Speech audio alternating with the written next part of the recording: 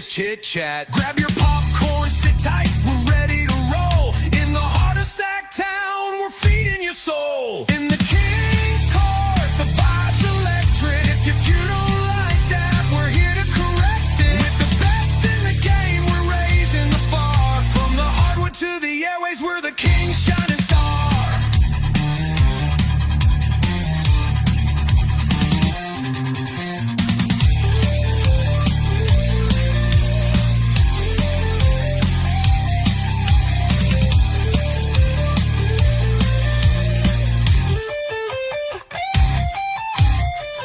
With the NFL, Adams in the ring. Rhino's got the wisdom, hear the praises we sing. Court in session, it's a royal affair. With the fans all around, feel the passion in the air. In the King's Court, the vibe's electric. If you don't like that, we're here to correct it. With the best in the game, we're raising the bar. From the hardwood to the airways, we're the King's shining star. Tristan, pay attention. Pay attention, Tristan. Come on, It is our favorite day of the week. It's Jerry Reynolds Tuesday. What's going on? I say it all the time. I guess Tuesdays are kind of for tacos, but around here, they are for Jerry Reynolds. He joins us at 4 o'clock Pacific. I'll start asking for your questions around 3:50. So we can get those in the chat. We'll have them all together or as close as together as we can get them and get through as many as possible. So what's happening? How you doing today? The Kings 3-0 in Summer League. We're going to talk about it. If you've been watching the show for the last 2 weeks, this is not a surprise. They are one of the most experienced teams in the tournament and are planning to play their guys, but you got a couple of guys banged up. Are they going to be good to go for tomorrow's early game? So we'll get into that. They rolled Phoenix last night. We also have an NBA.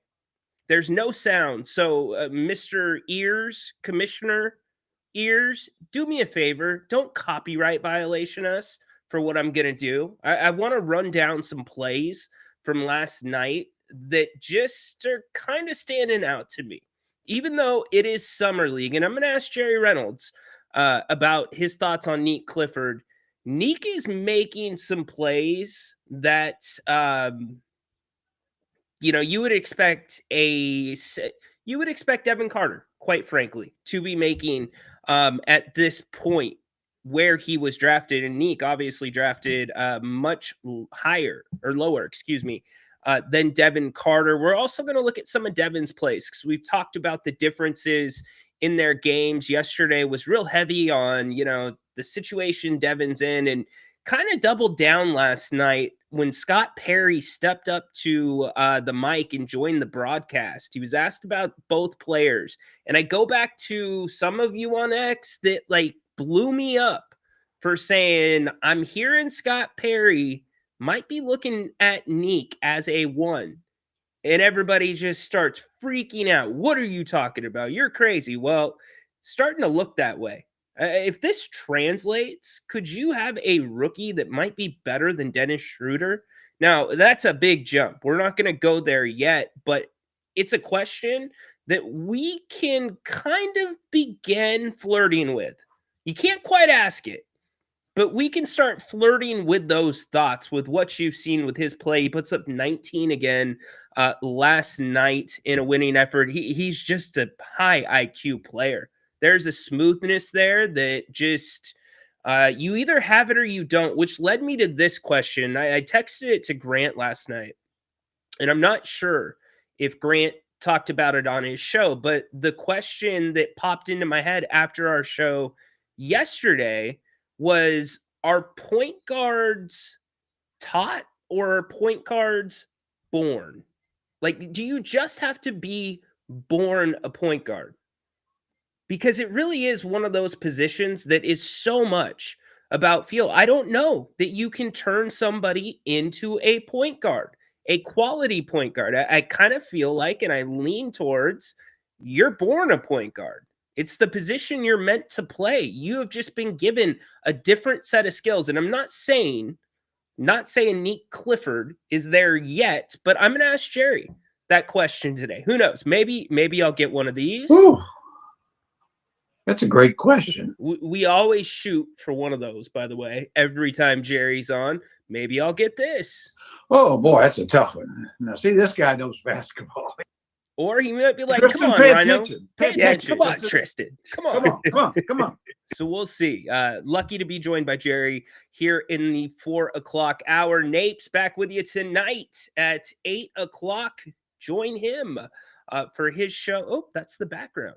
That's the wrong button. I've done that 2 days in a row. Join Napes tonight, 8 o'clock, for his open forum show. I know that we have different opinions when it comes to Summer League.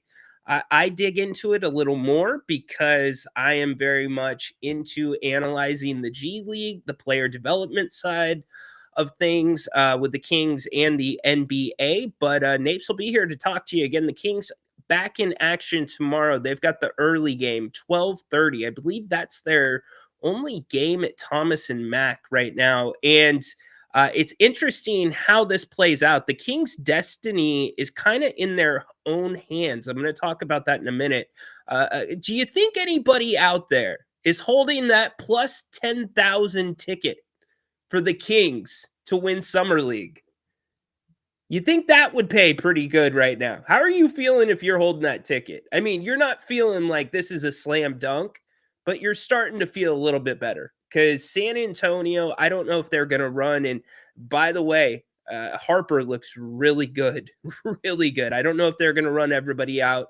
Steph Castle has already been shut down. We don't know the status on Max, whether he's going to be able to play for the Kings tomorrow. And that leads me to this, not Devin Carter, but Mace, our guy, Mason Jones, appeared to get hurt yesterday in the third quarter, grabbing at kind of his side, his hip, and he was in some significant pain, even sitting there on the bench. So pay attention to whether or not Mace will be available tomorrow as well. Have not gotten an update on that. It's Summer League. They're going to be cautious. No reason to push him out there. And the interesting thing about Mace is a guy that needs to make it to training camp. He's been a two-way player for 2 years, which means it's training camp or a roster or bust or a G League player strictly, and hope to get picked up on a 10-game contract by another NBA team, maybe the Kings, who knows. So that puts Mace in an interesting predicament, but a lot of people wondering if Max Reynolds is going to be able to give it a go with that sore wrist. So we'll dive into that as the show goes along. But as I said last night, the Kings absolutely rolled the Phoenix Suns. They were up 35 points at one time. And you have to, where the Kings are at now, you have to pay attention to margin of victory, because what's going to determine the teams that move in to the semis and then ultimately the championship game for Summer League, it goes record and then they go head to head, I believe. And I don't know if it's in this exact order, head to head against the other teams that are in the top four. And then it goes, I believe, to net rating. And surprisingly, the Kings are right up there. We're going to look at where they're at. But last night, a very, very strong performance for the team. Little things, again, that I'm watching, I'm trying to keep an eye on. Isaac Jones, one of them. Isaac, kind of a little bit of a fish out of water right now, and I'm okay with that. Same situation as Devin Carter, but not nearly as much pressure. The Kings have kind of made it clear to him, we need you to play the four. So Isaac is trying to work in the three ball. I know he had an air ball last night, but I would rather see him take the shot than not take it at all during the summer. But good to see him out there trying to get adjusted to that role. Isaiah Crawford is going to be big if Max is out again. Isaiah has been playing pretty decent over the last couple of games. Liked what he's done. Been smooth. Looks comfortable. But overall, the Kings are playing up-tempo. The Kings are playing high IQ basketball. They're playing you baseline to baseline. You got to like what you're seeing if you're Coach Dip. You got to like what you're seeing if you're Scott Perry and Doug Christie, all of which were sitting courtside last night for the game. Isaiah Crawford last night only gives you 3 points, but he was a plus 24.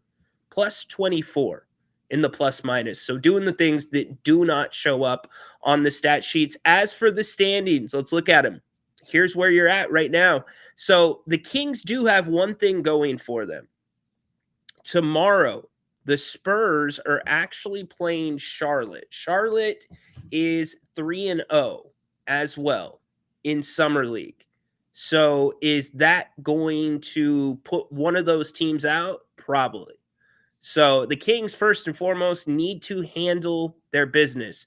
But as it goes for net rating, point differential, look who's right at there at number 2 behind San Antonio. It's the Kings at 12.7. That's why last night when they were giving up the late buzzer 3, I'm like, no, don't let him take that shot. That can make the difference between playoffs or not playoffs. But what a big bump just in optimism, I would say, for this fan base. I know you're not hanging a Summer League banner.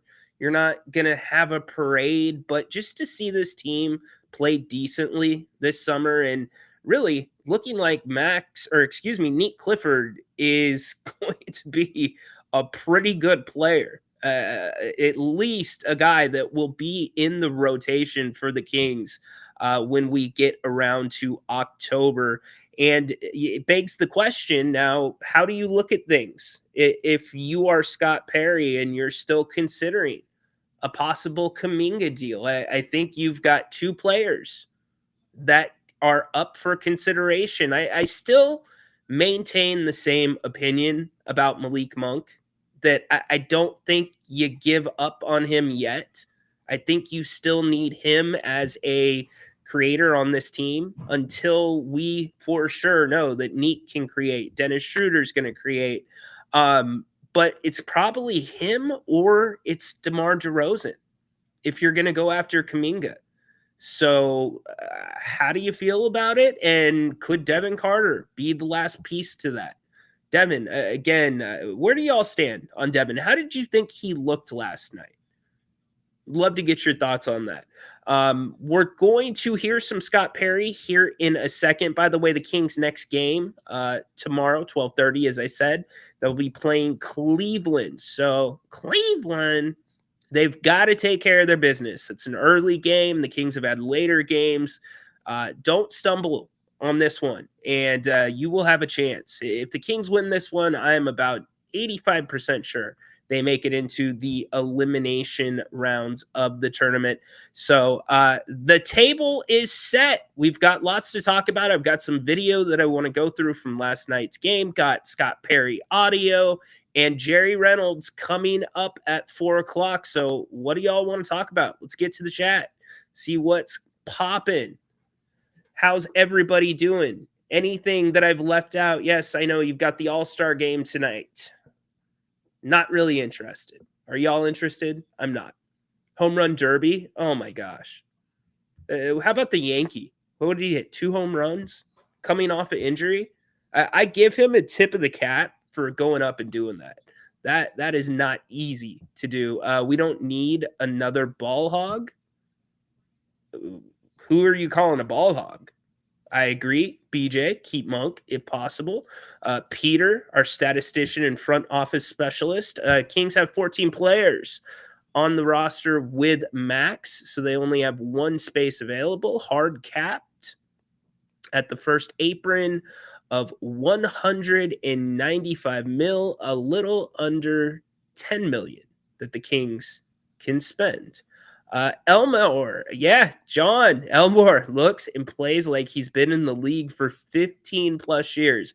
You remember when people were asking before the start of Summer League, and I spent about 5 minutes talking about John. He was a huge piece of the Kings winning the G League championship. Very unassuming if you look at him, but the dude's just a hooper. He is just a glue guy. There's not one thing he does better than the other, but everything's pretty good. Ball handling, pace, IQ. He can shoot the ball okay. I believe he's the all-time leading scorer in the history at Marshall. So, yeah, it was cool to see John get some minutes. Well-deserved for him to get the opportunity to be on this Summer League team. So, good job by those that put that team together. Depends on how your assist turnover ratio is for a point guard. That is important. But remember, too, you've got to, there's two levels to it. You can set your teammate up perfectly, and they might miss the shot. And then there's that second level where you're setting your teammates up to where it's like an 80% shot, a 90% shot. It's bunnies, things that don't usually get missed. You were born a point guard, Rhino? Yeah, I think I kind of was. Oops, blue shirt. Yeah, some of you were spying on me when I was putting this show together. Don't think that I'm not on to you. That was a little weird. I got a DM saying nice pink shirt because I was wearing a different shirt for the show. But you know what? I'm not going to argue with the person that did it, and I'm not going to pick a fight with them because if they patrol mosh pits, I don't want to. I know that they would kick my tail in any type of fight. So, giving you a hard time, Ash. Anyways, so back to the comments. Before you compare Keegan's defense to Dunleavy's, Dunleavy can handle the ball way better than Keegan. Okay, we've got a debate in the chat. I don't think this is debatable. Nique Clifford is having the best summer league since Keegan Murray. Is that debatable through 3 games? I don't think that's debatable. Rhino, you still on that Keegan Murray hype train? Yes, I am. I am a big believer in what Keegan Murray does. Let's go, Kings fans. Yes, indeed. Jerry Reynolds joining us. I know, Justin, that blue, they had to do something. They had to do something with Seth. And by the way, that means Seth is going to be out for a minute. But yes. Helicopter, what's up? Domas, DeMar, Zach, and Keegan. None of those guys have showed up to Vegas to support the young guys. I mean, I can't confirm or deny that. Sometimes those guys don't go to the games. You know, those guys aren't. Every player's personality is different. I'm not going to knock any of those dudes for not showing up, assuming it's accurate that they didn't show up. I know Keon showed up and that got reported, but there's a lot that goes on behind the scenes, y'all. But let's be lenient on some of these guys. Remember, DeMar and Domas said they're coming off the most difficult season of their careers. DeMar DeRozan. He's a Hall of Famer. It was the most difficult season of my career. And as he says it, he's looking frustrated, confused, and he has every right to feel that way. So, all right, let's get into some plays from last night.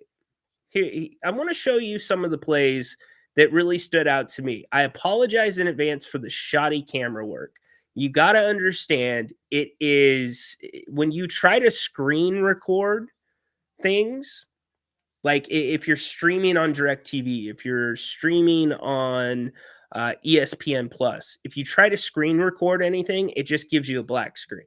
So I put in the extra effort to pull these plays because these were the plays that stuck out to me, both for Nique and then also Devin Carter. And then we'll play some audio in between from Scott Perry talking about both of them. So here's your first play last night from Nique. And a lot of this goes back to yesterday's conversation that we were having about Devin Carter and the pressure for him to transform into a point guard. His roster spot seems to be dependent on whether or not he can be a point guard. Here's your first play last night.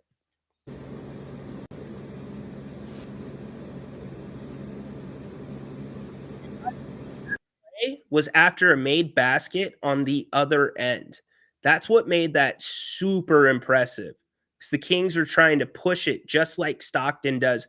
And the other question I asked yesterday was, how can this style intersect with the players that you have waiting, the stars, the cement guys here? that pound the ball a little bit more. How can these two worlds meet? It'll be interesting. But look at Nique. He is much faster with the basketball than I expected. I mean, he ain't De'Aaron Fox, but he is much faster with the basketball and a really heads-up decision. He knows where he's going right now. He's looking the other way. He knew where he was going. Second play.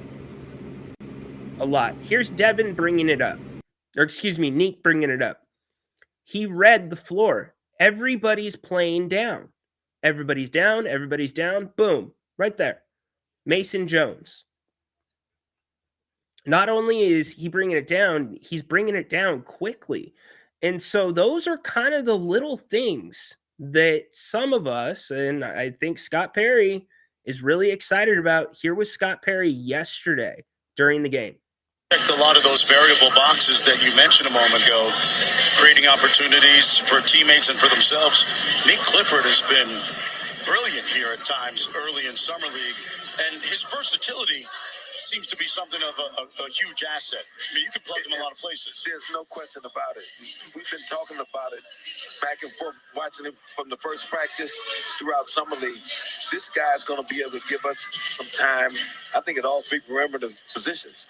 And what I really like with him at the guard positions is that he brings big size there. And, you know, the league is going that way. If you can have size at that one or two position at that point or that off guard position, that can really help your ball club.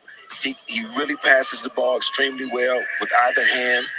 He can defend all three of those perimeter positions. And the biggest thing that I love about him, he has a really good basketball IQ. I think he's the type of player that can play with other good players. And yeah, I talked about it at the top. No update on Mace's injury, whether it's an oblique, whether it's a back, whether it's a hip. He was grabbing at his side, and he was in a reasonable amount of discomfort. So if it is something, I think the Kings will be cautious. But I would also tell you this. Mace is tough as nails. Like, you know that nail bed that John Moxley was thrown onto at All In? Mace is tough like nails. He was playing with bad ankles at the end of the season last year, and it didn't stop him. To a degree, being held together with duct tape. So dude can play through some stuff, but the Kings probably hold the final decision there, as Jerry's told us. So if we get an update, we will pass it along. I think that's important for a young player coming in the door when you're going to be playing with big-time scorers, guys like Zach LaVine and DeMar DeRozan and Domantas Sabonis. You got to figure out where you can get in and help the ball club, and Nique is smart enough, I think, to do that. We're really excited to have him. And, of course, Nique, so versatile. But let's talk about your versatility. All right, so now. So that's what Scott Perry had to say about Nique. So these comments about versatility keep getting backed up by some pretty impressive play for the most part. So we went through a few of Nique's plays last night that stood out to me.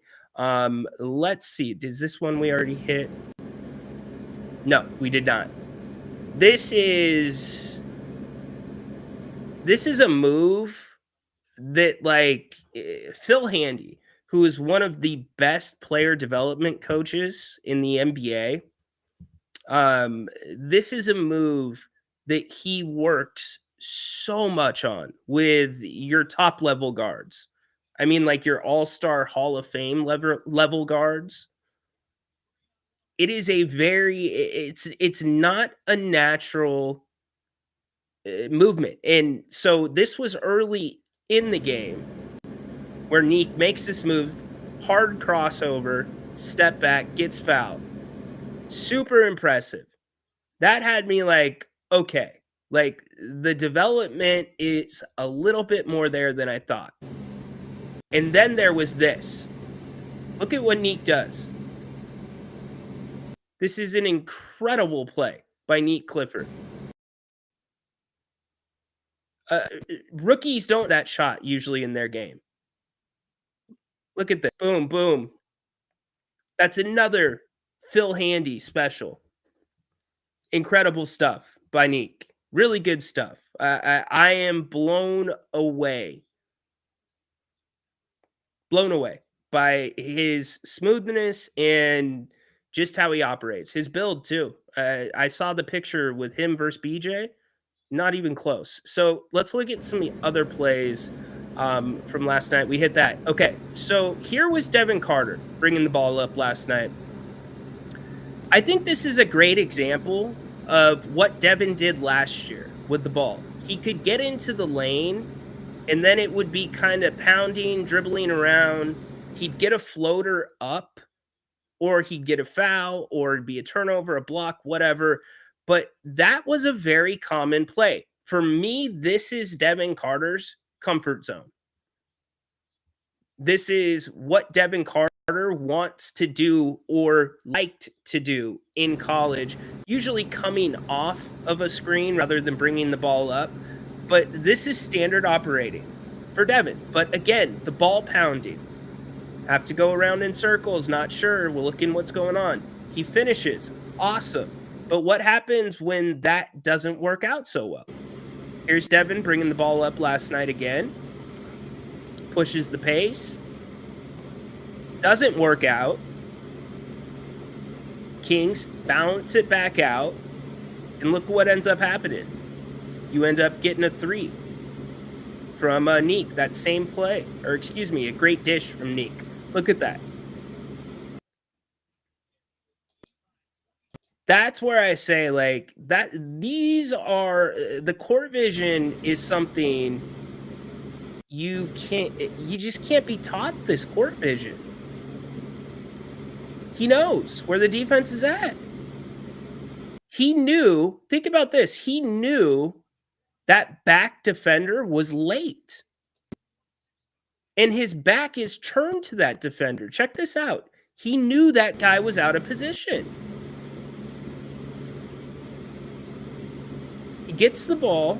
Look at that back top defender. He knows he's out of position. Boom. With his back turned. You just can't teach that court vision. And again, it'll be different in the NBA. Guys are not going to be making these mistakes. But capitalizing on lower level talent, making those mistakes, being able to see that, okay, I see you. Here was a very good play. I believe from, no, this was a bad play from Devin with the pressure. This is what the Kings do not want to see. That is the last place a point guard should ever be picking up their dribble. Ever, ever, ever.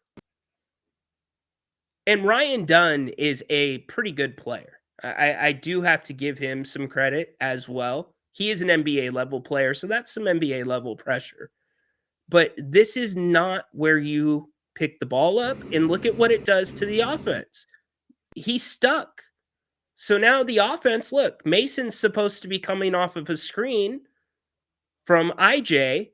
You can't really do that, so Mace has to come to the ball, and the Phoenix defenders jump at it. They know, and so you almost get picked off there.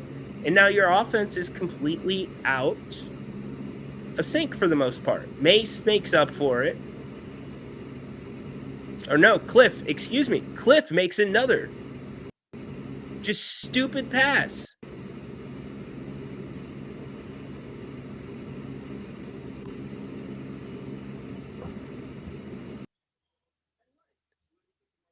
Very, very interesting. And that's just from one game. So those were some of the clips. Here is Scott Perry, because they asked about Nique. They also asked about Devin Carter. Check out Scott's response. Hey, Devin Carter just knocked down a logo 3. Let's talk about his development at the point guard position, which is something, admittedly, really something new for him, Scott. There's no question about it. Obviously, this is my first opportunity to be around Devin. I mean, watched him on film when I was taking the job. He can defend the position. He has good length. He moves his feet. That's his comfort zone right now. He is evolving as a guy, being able to play that position on the offensive end. He had a big game here the other night. We had 30 points where he shot the ball well, which hadn't been his strength to this point. The key for him, just like so many other players, is how's he going to dedicate himself to get better each and every day? And that's been my challenge to him when I talk with him. That's going to be very important. You got to work on your game. You got to get in elite shape so that you can do the things that you're capable of doing on the court right now. And that's defending. He does have good speed with the basketball in the open court, and he's got to start taking advantage of that more on a more consistent basis. So this is not by any means a trash Devin, get on Devin. He is being asked to climb Mount Everest without any climbing tools or oxygen. It's a big ask for a guy that has never played point guard his entire life. And we kind of talked about, you can see the pressure that's on him. The way the media is talking to him, and he didn't do himself any favors talking about that shoulder. But I asked you this question. If Nique, who is clearly very valued right now, the Kings think they found something with him, what's Devin Carter's role on this team? Where are the minutes for Devin? I would think it would be spot minutes here and there. Defensively, a change of pace if your guys are playing bad. But where is it? You know, I texted Grant last night. And what was the text that I sent to Grant? We were exchanging a few.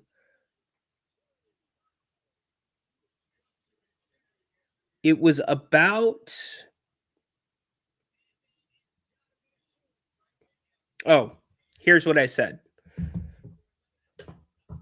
Now you guys are going to blow me up. You guys are going to light me up. Are you ready for it? We want volunteers, Are you not ready? hostages. We want volunteers, not hostages. That's right. No doubt. And I want volunteers, not hostages, here on the Kings Court. Understand the nuance to what I'm about to say. Here's the nuance. So far, through 3 summer league games, Nique Clifford is closer to the poise of number 0 than your previous number 5. The natural ability to see the floor. I am not saying Nique Clifford is Tyrese Halliburton. I am not saying he is the next Tyrese Halliburton. What I'm saying is, if you had to put him in a category with the way that he operates with the basketball, the way he scans, sees the floor, the IQ, he is closer to number 0 than he would be to number 5 that left Sacramento last season. That's a big statement. Now, this, there is no ambiguity to. He is having the best summer league since Keegan Murray. I don't think you can name another King. And by the way, Drew Timme. Have you been paying attention to what Drew Timme is doing in Brooklyn? Holy moly. Drew Timme is playing really good basketball for them. I think Kendrick Perkins came out, was like, he needs to be on a roster somewhere with 4 exclamations. Drew Timme, another guy here, Stockton at one point, developed. Devin Carter is the shitbird. Jerry Reynolds' term. Yeah, he is the shitbird, but I don't know. Does Nique have a little bit of shitbird in him? That's a question for Jerry. Through 3 games, do you see a little shitbird there? Which way do you guys see it? What's up, Furious? Hope you're doing well today. Devin would be traded. I agree. Good comp for Nique, Andrew Nembhard. Maybe. Paul agreeing with me. That's what I'm talking about. At least he's looking and recognizing. It's natural. You can't teach it. That's why I opened the show saying, or asking the question, can you make point guards, or are point guards born point guards? I think it's the latter. I really do. It's why you see these guys like LeBron James, Magic Johnson, that are 6'9", 6'8", that are playing the point better than you've ever seen somebody else play the point. So very interesting. And the Kings are in great position right now. I mean, certainly we hope that Max is going to be able to get a little bit more action in Summer League. He sat out yesterday with a sore wrist. But then Mason Jones as well. That's a big loss for the Kings. The Kings have asked Mace to kind of take a little bit of a back seat this Summer League. Mace could be out there. In fact, if there was like, if this was the regular season and this was your Kings roster, Mason Jones would be the one right now. Well, I don't know. Maybe Nique would be the one and Mace would be the two. But Mace is kind of deferring because they're trying to get Devin Carter as many looks as possible at that point guard. And man, it puts the Kings in a really hard position because it's so unfair to Devin Carter to say, oh, he's a bust. You can't put him in. One, it's way too soon. But two, you can't put him in the columns of some of the other players because he impacted games last year, but it was on the defensive end. The Kings knew Monty McNair, Wes Wilcox, Mike Brown, everybody in that room that decided to draft Devin Carter knew where his strengths were. And what did that Kings team last year need more of? It needed more of the quote-unquote shitbirds, the pressure defenders. So my guess is they see that translating, because Jerry will tell you this, and Jerry joins us here in about 20 minutes, that it's easier for rookies to make an impact on the defensive end of the court initially. Offense, it can take a little bit. It can take longer. Look at Davion Mitchell. So he was drafted to do that with the hope they could develop the offense. And the shot, I don't have a huge problem with the arc on the shot. I don't think many of the basketball people have a big problem with the arc. It's the quickness of the release. Because with that arc comes a very soft landing for the ball. So you'll see some, in fact, when Devin went 2 for 14, and then he took his first 3 in the next game, it was one that bounced twice off the rim and went in. So there's benefits to it. It's just, can he get it released? But now you've got a whole new regime looking at this and saying, okay, we know the problem is at the point guard position.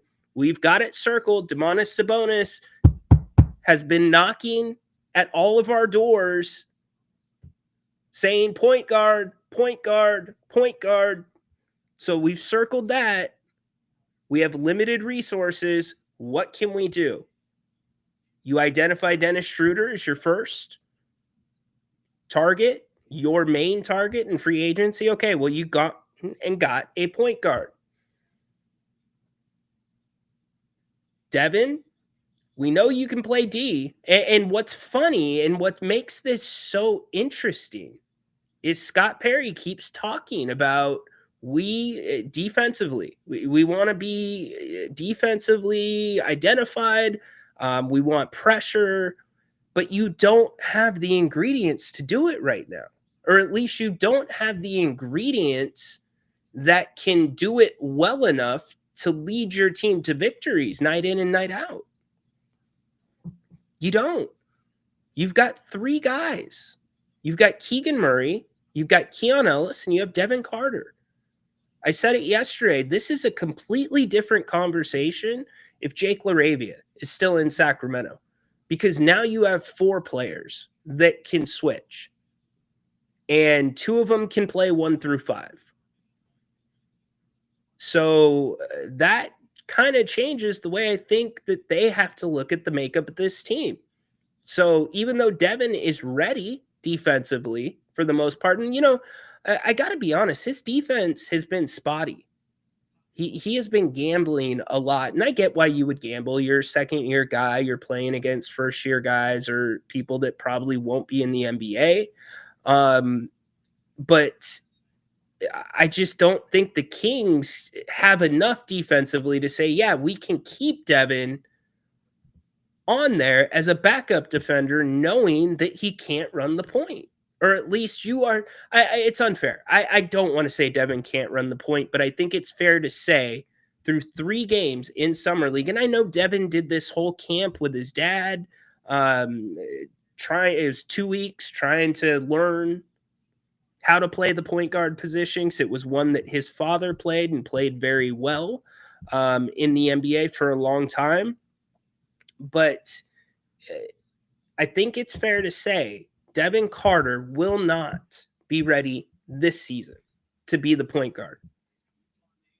And then you take it a step further. Is Devin even happy? This is the old problem with the Kings. It's trying to fit square pegs into round holes. It's the misbalance that has been on this roster and the units they put on the floor together. Sabonis, yeah, kind of a 5, but you need the right 4 next to him. Well, you don't have that 4, but you have Keegan Murray. Keegan Murray really should be a 3. You can keep going down the line. You need to get guys into their natural positions, and by golly, Nique Clifford, I'm sorry. He looks okay. Let's run down the list with everything we've seen through 3 games. Does he look like a 3? Has he played like a 3? Has what he's done well been things that a 3 excels at? Not really. What about a 2? Maybe a little more. He shot the ball well. He's shown that he has some good individual moves. Then you move to the 1. I mean, I'm actually your backup lineup is going to be, if everything stays the same, Malik Monk and Nique Clifford in the backcourt. That's a good second unit backcourt right now. Better than the Kings were looking at before they got back into the first round to grab Nique. So really interesting stuff to kick around. We'll get back to your comments as well. One guy that I want to point out who has been really working on his game a lot, Isaiah Crawford. He did not do much points-wise last night.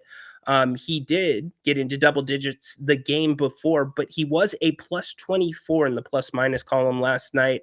The Kings will lean on him again if Max is out for a second game. Here was Isaiah Crawford after the Kings' second Summer League game. That's how you feel like today went? I feel like today went well. For the most part, I know a couple quarters throughout the game it was kind of going down a little bit, like the energy. But just got to keep reminding each other, just bring the energy when you come off the bench. And so I feel like that's what I know that second group did for sure, mostly. So. And what's Dip's message been to you about what he wants to see on a nightly basis? I'm just staying aggressive, being ready, catch and shoot. So just 0.5 decisions. It's early, but it seems like the rooks are already kind of, meshing well with the team. What have you liked from their game so far? Just the aggressiveness. I know that's something they're being told as well, so that's something they have to do. But they're also communicating well. We know with everybody, so I like to see that out of the rookies. How different does this experience feel from last year? A lot better. I know coming in what to expect and what to do. So I know me individually what I need to do to try to help myself, and as a team what to do to help each other. So Where do you feel like that happened, that occurred? I mean, was it any point during the season? You know, them telling a role of you. Last year, was it just kind of thrown to fire? Yeah. I had some like the expectations on what I needed to do, just how to stay on the court. So it was kind of more organized and what I need to do to be able to play. So. You are 2-0. Maybe what's something about this team that you didn't know going in? I don't know. I feel like because the little training camps we had, what we were doing in the training camps translate to during the games. Us communicating, us focusing on defense and energy. I feel like during the training camps that translated to here. So I mean it was pretty good. What did you think of Devin? Obviously getting off to a hot start. Yeah. I know he had a rough game in the first debut. Definitely was focused in and locked in on this game. So I'm proud of him for that, and he's just doing his thing. You were here with Isaac Jones last year. How has he grown from last year to this year? Yeah, he's grown a lot. I'm excited to see him getting that standard contract, and I feel like he deserved it. He worked hard for it. Was always in the gym with Dip, so I feel like he deserved it. Is that motivating for you to see him? Oh yeah. Not even only him, just future. Seeing Keon do it, seeing other guys from other teams do it, I feel like I could do it myself as well. So just trying to prove that. Love it from IC. What a great kid, by the way. Awesome kid. NBA body. Gotta just grow into it and learn how to use it. He is definitely trying his best to get into that and having a decent summer so far. Jerry Reynolds joins us in 12 minutes. It's about time. You want to get your questions in for Jerry? I know there is going to be a lot to cover. Talk about Summer League. We'll talk about what he has seen, what stood out to him specifically. Does he think the Kings will make a run at the Summer League title? Also, how does what you're seeing with the Kings Summer League team that's playing the way that Scott Perry and Doug Christie envision the Kings playing, how does that intersect when you mix in Domantas Sabonis, Zach LaVine? Also, DeMar DeRozan. What's that do? Not great defenders. Two of them like to isolate a little bit more. Can the Kings have your expectations for the Kings? And again, Jerry and I've tried to set this baseline or this qualifier during all of the Summer League talk. This is Summer League. It's a step below the G League. But when you see guys that are 2 or 3 steps ahead of the opponent, both IQ-wise and skill-wise, that's something that you kind of take note of. You definitely do. So you're looking at the Summer League standings right now. So here's what's important. Right now, as you stand, let's go back to this screen really quick. Here is the standings. So the big thing here is, in what I'm paying attention to, is San Antonio. They're taking on the Hornets tomorrow. Both teams are undefeated, meaning if the Kings take care of their business, and considering where the Kings net rating is at right now, 12.7, if they take care of their business tomorrow against Cleveland, they should be in pretty good shape to make it into the elimination rounds of this thing. I'm looking over to see where Cleveland is at. Cleveland is 2-1. So they've dropped 1 this summer. Anybody see the Boston game last night? Did anybody see number 50 for Boston? Like, I've heard, we all can think of examples of basketball players that played basketball in college and then turned to the NFL, like Antonio Gates. I can't think of an example of a guy that looks like an offensive lineman from a major college program turn to the NBA. And the guy had some skills too. Go look him up. Number 50 on Boston. I didn't pull his name and his info, but I mean, I think I posted about it. You can go to my X as well. I posted about it as well. So get your questions in for Jerry. He'll be with us here in just under 10 minutes. Don't forget Grant back tonight with you. My gosh, I keep putting that graphic up. I don't know why I keep doing that. Grant will be back with you. Come on, Ryan. Ooh, yeah. I'm going to have to go ahead and sort of disagree with you there. Yeah, I'm not doing a good job. Anybody know what movie that's from, by the way? Extra credit if you do. One of the characters was named after a famous singer from the 80s. There's your hint. Who also dubbed a track called Jack Sparrow. Such a great song. Anyways, Grant will be back with you at 8 o'clock tonight. Do an open forum. Yeah, my bad, Jim. Nobody thinks that's good. Ryan's one of those guys where he just thinks that what he's saying is so awesome. And it's so lame. It was lame, Jim. You're right. Was it interesting, though, Jim? Ryan, that's not funny or interesting or anything at all. Damn. 0 for 2. Anyways, it'll be a home run tonight. Grant, 8 o'clock. Fallout from the All-Star game. Kings talk. Maybe there'll be an update on Mason Jones. Also, Max. Reynolds, will he be able to give it a go? Grant with you, 8 o'clock here on If You Don't Like That. If you don't mind, give us a big thumbs up. We would really appreciate it. Subscribe if you haven't already. We have been pumping content out like crazy over this summer. And guess what? We are right there around the corner. We're going to have the dark month for the NBA as soon as Summer League wraps up, but that's when NFL training camps open. So we will turn our heads to that. And before you know it, we will have Kings basketball. So if you don't like that, the place for all of your Kings and sports coverage here locally in Sacramento.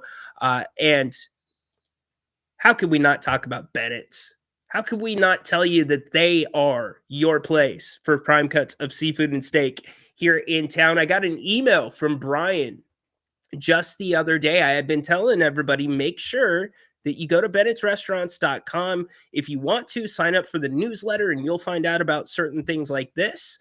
They'll roll out some seasonal menus that are inspired by the ingredients that are just so fresh right now this summer. And really, really good. And that's what Bennett's has done. 3 locations here in the greater Sacramento area: Rockland, Roseville, Howe, and Fair Oaks. Bennett'sRestaurants.com. You can make your reservations. You can see the full menus. You can buy gift cards. PK, still gift card owed to Wolf, PK? Huh? PK? Did we get that settled? Last time I heard, you doubled that thing down twice. You ended up making like $1,000 on the Kings. How's that work, PK? But back to Bennett's. They've got a new Taste of Summer menu. It's a 2-course, incredible option menu with some cool new items like their Sonoran beef enchiladas or heirloom tomato burratas. And also, what about the grilled salmon lettuce wraps? If you've ever had the salmon at Bennett's, it's incredible. Redfish, really good too. Chicken wings. I could do 1.5 pounds of chicken wings and spicy chicken sliders. Oh, and by the way, that special, you can add a dessert, 2 entree, or you get an entree and an appetizer for $30. You can add a dessert for $5 more. Telling you, it's the way to go. Also, different specials besides the Taste of Summer that run every single day. You've got happy hour 2 to 6 o'clock. Weekend brunch is one of my favorites at all locations from 12 to 2 p.m. Go check them out, bennettsrestaurants.com. I can promise you will have a very, very good experience. Thanks to Brian, thanks to Margot and the team there, and thanks to all of you that have gone out to check out Bennett's. Give us your feedback on Bennett's, and we will pass it along. And you know where I stand. I have told everybody, if you go to Bennett's and you have a bad meal, hit me up. Hit me up.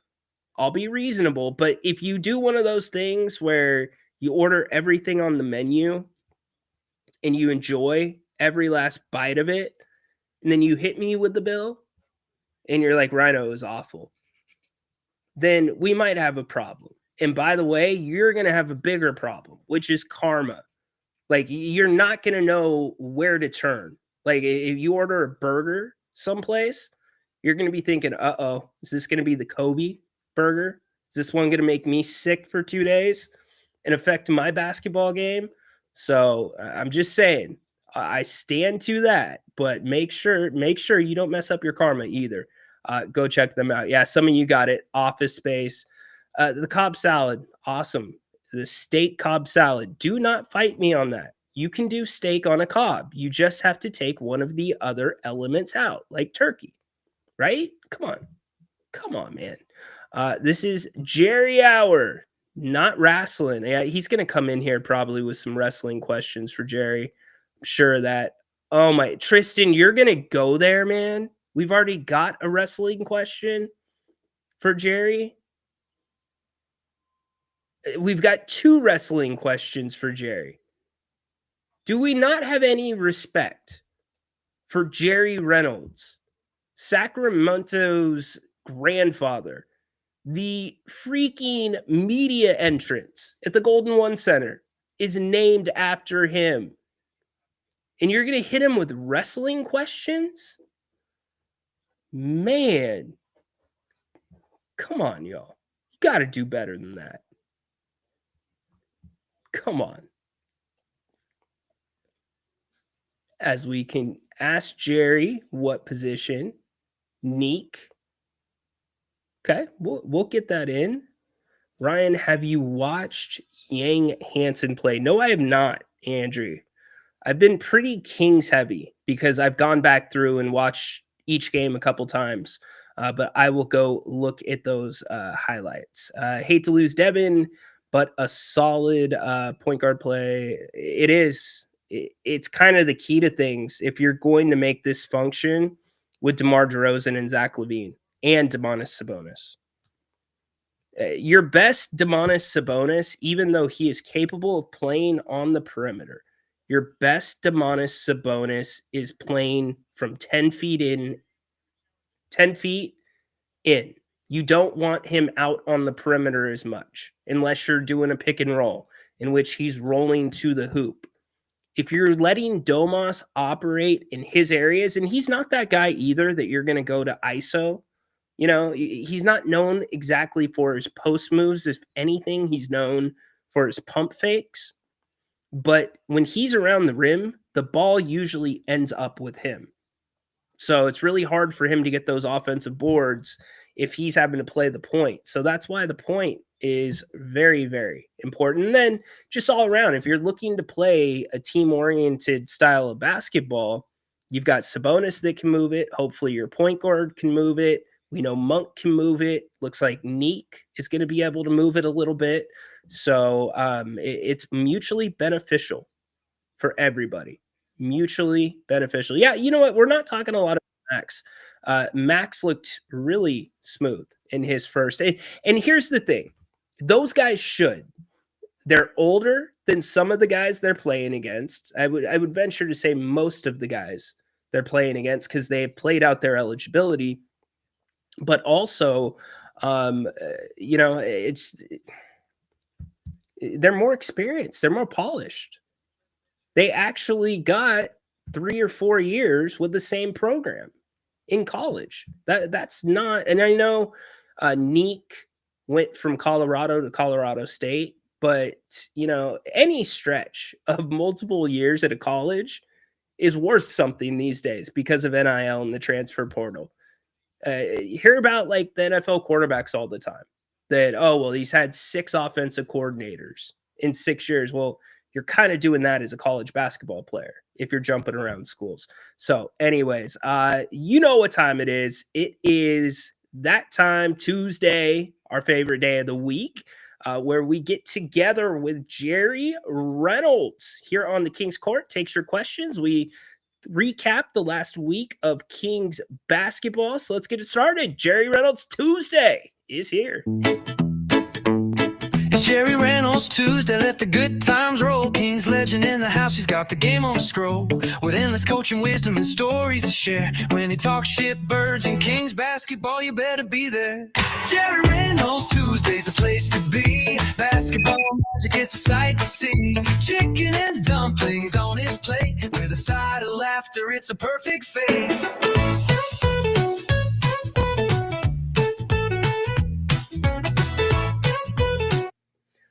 Look at you looking nice and dapper. I like that color on you, Jerry. Well, thanks. Yeah, that Mrs. Reynolds says it's a good color for me. Of course, I don't know.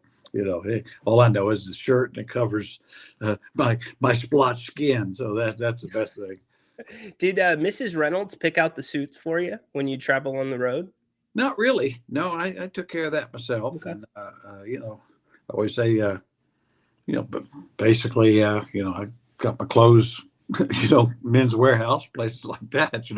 I am lucky in that regard. You get stuff off the rack. You didn't need them kind of normal size, so to speak. Sure. Absolutely. Well, it has been a good first week of Summer League for the Kings, Jared. They're 3-0, and the talk of the town right now is Nique Clifford. So I just kind of want to get your thoughts on what you've seen so far from him. Boy, there's just nothing not to like. I mean, think going in, I think we all had hoped and had some reason to believe he would be a good pick, but I certainly he's outperformed, I think all of our hopes, and at least certainly mine. I mean, he's really good all around. The game looks easy for him. He always seems pretty much under control. Just his fluidity out there. Looks like a 8-year veteran or something, I think the Kings have got one there. I don't know how many rookies will be better than he is, but I don't think it's going to be 23. No, I hear you. I mean, maybe 3 or 4 or 5, maybe Cooper Flagg and Edgecombe's the only 2 I've seen so far that are clearly better. Is he having the best summer league for a King since Keegan Murray? Yeah, I would say that is true. I think you'd almost have to go back, and he sort of reminds me, and I know it's different positions, different size, but of Hedo Turkoglu, because Hedo was a later pick and really performed well in summer league, and the game looked easy for Hedo. You knew that he was going to be able to play on at that time a top flight team in the league, one of the best, if not the best, and he would be able to get minutes, which he did. And so I just, Hedo to me kind of around, he's a 6'9" version of Nique, who's a 6'5" version of a 6'9" or 10 Hedo. Where Hedo was a 3-4 kind of guy, and Nique is probably more of a 2-3, I think. Okay, so you said 2-3. What about 1, Jer? I'm not sure about that yet. I mean, he looks like, he certainly has some ball handling ability, but his assist to turnover ratio isn't anything to get excited about.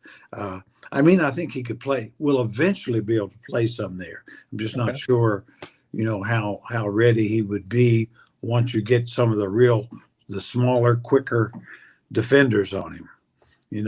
That's always the thing that's hard to translate, because a 6'5" rookie going against another 6'5" guy, maybe wasn't even drafted, but you get you get into the league and there's some guys that the Carusos and Lou Dorts of the world, they can make things pretty tough on anybody. Yeah, it's a great point. I mean, do you see a little bit of like a Christian Brown in him? I know he's a little bit smaller.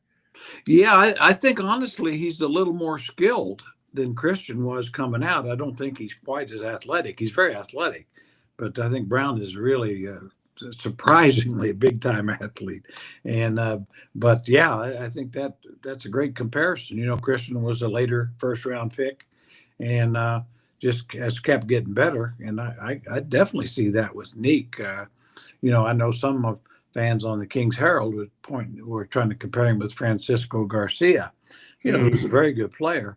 But Cisco was never this good, in my opinion, as a rookie. I mean, in summer league, just comparing all 3 games. So I think Nique is clearly a better prospect than Cisco was at the same stage. And that's all you can go on, same stage. I don't see their games as similar. I think about Francisco much differently than I think about Nique through these first 3 games. Well, the only place where they compared, Cisco was really kind of a 3-position guy. He could play a little bit of point, wasn't his best position. Probably off guard 2 was his best position, but he really wasn't good enough to be a 35-minute guy at that spot. And he could even play, even though he's a little small, he could play a little small forward. Pretty good average defender. Wasn't nearly as athletic as Clifford is. So that's kind of where I think that's why I think some of the people say make the comparison. I would say Cisco is kind of Clifford light at the same stage. Yeah, there's something about the way that he sees the basketball floor, and conversely, the Kings' other rookie, Max Reynolds, through 2 games, looked like his court vision was pretty good. What'd you think about him? Boy, very impressive. And certainly that first game, his first few minutes looked like he had the second coming of Nikola Jokic or somebody, or Dirk Nowitzki. But I mean, he was terrific, and he's been really good. I mean, you see some flaws you're concerned about, probably defensively, how well he's going to be able to defend early on. He's got to get stronger, things like that. But he's skilled. I mean, he really is a big that can stretch the floor and make passes. There again, you see people kind of want to compare him to Brook Lopez, and it's like, well, Brook was very different as a rookie. Brook was strictly a low post guy. Yeah, he had no perimeter game at all for 3 or 4 years, 5 years now. At the end of his career, he's developed. Really, he's a perimeter big, is what he really is, a stretch 5. But yeah, I really was impressed. I mean, he can shoot the ball. He's got confidence, and I think the ability to play off the dribble was really, really excellent. I mean, you can see where he and Domas could really fit very well. I don't know how much you expect early on, but there's a player there. There's a real player there. Well, I was asked this earlier in the week. You've got to think, as the roster sits today, Scott Perry has him slotted as the backup center. Yeah, and I don't know that – I think he could play there. I don't know that he'd be his best position, to be honest. Yeah. I think he'd have a lot more success as a 4. Not that he couldn't – if it's kind of the weaker big man of the 2, physically weaker, that might be a matchup for him, because he's going to get really overpowered by some of the, the Anthony Davises of the world type guys, and or Gaffords and those guys. But at least for a while. But that's with all, just about all young bigs when they first come to the league. They're just not quite strong enough. I mean, it's rare when it's anything other than that. But geez, there's no reason to think that he can't be really good in a short time. You just preseason will tell you a little more, but he and Clifford have more than they've proven themselves in summer league already. I hope they continue to play, not like, with some of the top rookies, as soon as they have a good game, then they shut them down. Well, okay. So is there a counter argument to be made that they're playing along 3 G League champions and one guy that played half of a season in the NBA? Oh, sure. Yeah. Clearly the Kings summer league team is the most experienced and the oldest. It's the old term, the old Vlade comment years ago, we're a super team just young, which obviously was a little bit of stretch by 80 million zillion miles. But this summer league team is the super summer league team, but old. Yes. For a summer league team. So they should win. you'd expect them to win, and they are. Well, you're in Tahoe. Did you go get that plus 10,000 ticket for the Kings to win Summer League? I didn't. Oh, I wish I had it now. You know, I was going to say it. Ways away. Of course, it's really going to come down. Will they continue to play everybody? And I hope they do. I mean, it'd be kind of nice to get a third Summer League banner. You know, it's like, hey, the Celtics, Lakers, they battle for 18 or 17 championship banners. We own the Summer League, baby. Let's hope we can make it from the Summer League. We don't have to go to the NBA Cup stage. We can just go to the championship stage eventually. Yeah, well, I mean, you got to start somewhere, but and really, not all joking aside, you start with talent and young talent, and I think that early returns are that Scott Perry and his crew got it right. You know, they moved up to get the right guy. And the second round, I don't know how you'd expect to get a more talented guy in the second round. And actually, in both cases, you wish Nique was a little bigger, but I mean, he's athletic, but getting, Reynolds, I mean, a 7-footer that young 7-footer that can play, a real need and could stretch the floor big. Something to build on for sure. Oh yeah, we could fantasy book the Kings 2, 3, 4 years down the road in many different ways based on what we've seen through 3 games in the summer. You could get guys back into position, but we're not going to do that quite yet. We got to get to the regular season first. You said young talent, and certainly somebody that is completely caught in the middle right now is Devin Carter, Jerry. Being clearly asked to do something he is uncomfortable doing. You can tell he's put the effort in. And is point guard, do you see it as point guard or bust, regardless of his defensive skills here in Sacramento? You know, as far as his career, I don't. I mean, obviously, point guard is where this team needs him the most. But I think he's showing you and us, he's a player. You know, I don't. The point guard thing it doesn't seem easy for him. You know, but he's a guard, and in all honesty, I think his best position is combo guard. And maybe at some point, he might be ideal. I can see him being a off the bench guy on a really top level team because of his defensive ability. And he's making shots, and he's a tough kid. A lot to like. I just think if in fact you want him to be, a really top level starting point guard, I don't see that yet. And Jim brings up this point, Jerry. He says, Ryan, I have a hard time when people say Devin can't play point guard. His dad was a good backup point guard. He will learn or lean just working with his dad, or I'm guessing that was supposed to mean learn. So I'm going to lead that comment into this question, Jerry. Can point guards be taught, or are point guards born? Well, the great ones are pretty much born, I think. It's instincts. It's just the Chris Paul. Who could teach Chris Paul? The game was the Stocktons or Steve Nashes or Magic Johnsons, Isaiah Thomas. These are the instincts for the game. The one thing a great point guard does, he understands all the other 4 positions on the floor, what they're doing, what they need to do, how to get them to do it. And I realize the question's a fair question, because Devin's dad was a veteran player and played a lot, was a tough guy. I remember him, but basically he was a backup. And one of the reasons was, he just wasn't, he wasn't a Chris Paul. And he was never going to be. You can't teach. If you could teach everybody everything, I've said many times, you'd have a lot of Michael Jordans. And you'd have a lot of nuclear physicists. But clearly, I don't think we do. There's limits. There's limits, and it's just like for all of us.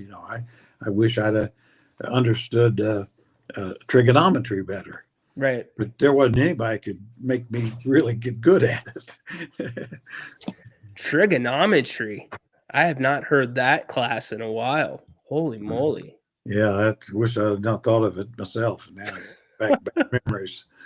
The one that everybody feared when I was in college was OChem, organic chemistry. Oh, yeah. Yeah. Ugh. You know the one that got me though? I just couldn't. I ended up having to take it pass fail was astrology or astronomy. Astronomy. Yeah, astronomy. I couldn't get it all together. It mixed the perfect worlds of like math and just was not my thing, Jerry. Yeah, kinesiology was in graduate school was the toughest thing for me. I just kind of had to bullshit my way through. That's all I can tell you. How does Jerry Reynolds bullshit his way through? Well, that's good. Well, as probably everybody's went to school knows, at some point you figure out a way. You just figure out a way to figure out. Well, I can think of something that they might buy. Fair enough. Hey, next time, or the grandkids ever go through class that's hard for them, tell them to put the book under their pillow. Osmosis. It'll just come to them. Well, in their sleep, it won't hurt anything. I was gonna say it's kind of like get on my iPad and listen to things late at night. Different music is supposed to heal your brain and everything. And I don't believe it's worked so far, but it hadn't hurt. As far as I know, it hadn't hurt anything. It's kept your humor up. It's still there. Yeah, good point. So we've got a couple of shitbirds in the chat, Jerry. Okay. I because they are regulars, this one very well. He's throwing you a wrestling question. This is not fair. Roman Reigns is back on Raw. If Rollins is out, is Braun Breaker a valid contender, or should WWE craft a multi-man scenario including CM Punk, Jey Uso, and Reed to revitalize the main event? Yeah, I as you know, I know nothing, and bless this question, they know that as well. But I would try to revamp it. Let's create a new scenario. Let's get some new people, create a new brand, a couple new stars. I think McMahon in the old days. That's it. Always go create a star. Whether it's a Macho Man or somebody, or John Cena or whoever. He was, I think, ahead of the game, because it's a little bit like the NBA. It's NBA is a star league. Yes. And people want to see stars. And truthfully, until you get kind of one of those guys that everybody wants to see, you're probably not going to win a lot either. Very true. Won't fill the seats. Did you ever run into did you ever cross paths with the wrestlers when they would come into town?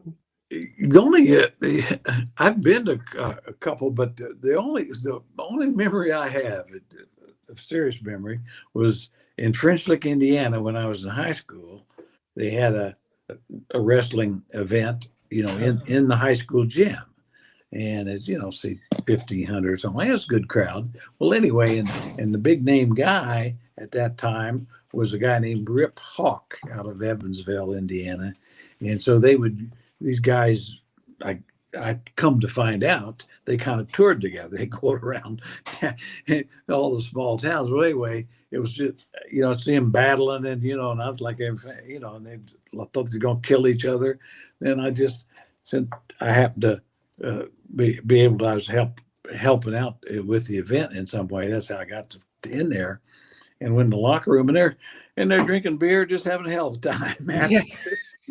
and then they, they were very good guys. But then they all got in the same car and left, going to some other town. And so I found it amazing. I think they're marvelous athletes, by the way. You can't do what they do if you're not extremely athletic and in great condition. It's clearly it's a great show, and they and that's what I learned, and they did a nice job. And that was something that was eye opener for a 16-year-old walking there, and they're after you trying to pound each other to death, and Yeah. he traded the other chairs, and they're just pounding down some buds. Well, it was a different time. It was what they used to call "quote unquote" kayfabe. They would never let you see behind the curtain what you got to see. So that's kind of cool. Yeah, like I say, it was just probably the fact it was such a small venue really allowed for that type of thing. Yep. Okay, Wolf. We'll get back to the Kings. There was another wrestling question, but I'm not going to hit you with more after that. Yeah, real expert.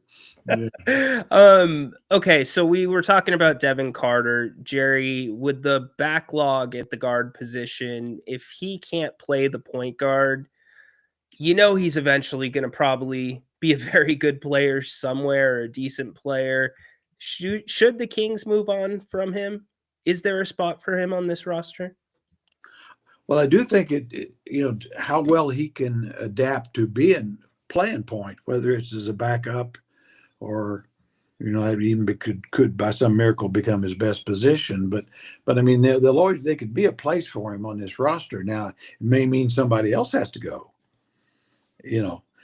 So there's no downside to having a really good young player. And I think with Carter, I think there's a chance that he may develop into a good young player, and it may be that his best value may come in trade. But that's the league. I mean, whether you're Malik Monk or you're Zach LaVine or you're Domas Sabonis, they've all been traded. I mean, that's 80. So I mean, from a career standpoint, I think he's, in my mind, has probably got a chance to have a long career. It may be as a third guard, kind of a bigger version of his dad, probably, I think, can have a more productive career maybe than his dad. But yeah, the point guard would really make him a lot more valuable, how well he can play that. And I just don't think, or at least in my mind, I can't say that, that's going to be a position where he can really be the best guy on the team. Is it kind of unfair to Devin Carter? He came out and said before, I think it was either before Summer League started or it was after the first game, that he had never played point guard in his life. And I get you're an NBA player, but I also get that you were drafted by a different front office that was looking at you at a different position and looking to use you defensively and developing the offense as you go. So if you're Devin Carter, how are you feeling about this situation? Well, I think he's probably handling it and feeling like he should. I got to go prove myself.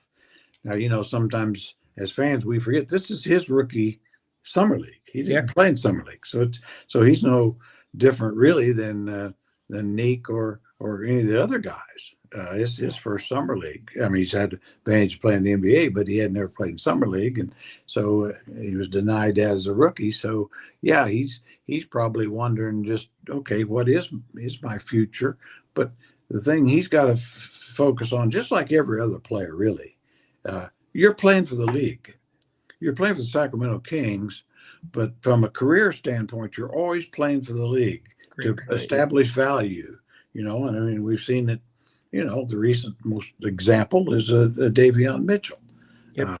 He established real value in Miami, and they liked what they saw and have locked him up to a contract, a significant amount of money. So, for the players, their job is to be as good as they can for the Sacramento Kings. And if the Sacramento Kings decide it's to their advantage, they can improve themselves by trading him. That's what they should do. Yeah, and looking at what you've seen this summer, I mean, the Kings have come out and kind of said they want to push Isaac Jones to learning that 4 role a little bit more. That's going to be a work in progress. But seeing what the rookies have done, does it change your view on any potential moves that could be on the table when it comes to a Malik Monk, a DeMar DeRozan? Well, I don't think it's changed mine particularly. I mean, I think to me, every player on the roster, if you can move a player and improve your team, that's what you do. and you should be always thinking that way. I mean, you don't want to treat guys badly, but they understand that, and in many cases the move benefits them. I mean, as a Kings fan, I mean, just think of the great career Doug Christie had himself by being traded to Sacramento. Or Bobby Jackson coming as a free agent. Both guys really had no careers at all going to speak of, and so that's the way it sometimes guys don't want to be traded, but it benefits them. I mean, Tyrese Halliburton's a great example. Would he have had the same kind of career in Sacramento that he's had there? I doubt it. I mean, he'd been really good wherever he went, but I think he probably hit the perfect storm with the coach and the type of players that they surrounded him with and were already there type thing. And so it really couldn't have been better for him, even though he was unhappy. And but that's the league. And I guess just to reiterate, it's a matter of, your job, Scott Perry's job, is to make the team better. And if that means moving, Monk for a big wing or something like that would fit the team better. And if he feels like, well, maybe Carter isn't as good as Monk, but we can get by there. Yeah. We can get by with Carter at that spot. He's not as good offensively, but he's probably better defensively. And so that's, that's kind of how it works. I always said that was the old deal with trading Corliss Williamson when we did for Doug Christie. Doug's not necessarily better than Corliss. Corliss was a terrific player, but he fit better. Yep. He fit better. And he, the Kings wouldn't have been as good if they hadn't made the move. And in fairness to Corliss, he wouldn't have got to be sixth man of the year on a world champion. Amen. Same could be said about Mike Bibby for Jason Williams. Yeah, same thing. I've always said that Jay Will was more talented. He was a kind of a pain in the butt sometime, but he was more talented, Mike. But once the team found out that Christie could really handle the ball a lot, you could play a two-guard front more or less. And so you'd really ran the offense through your bigs a lot. Then it made it easier to say, well, Bibby can't handle like Jay Will. Well, nobody could.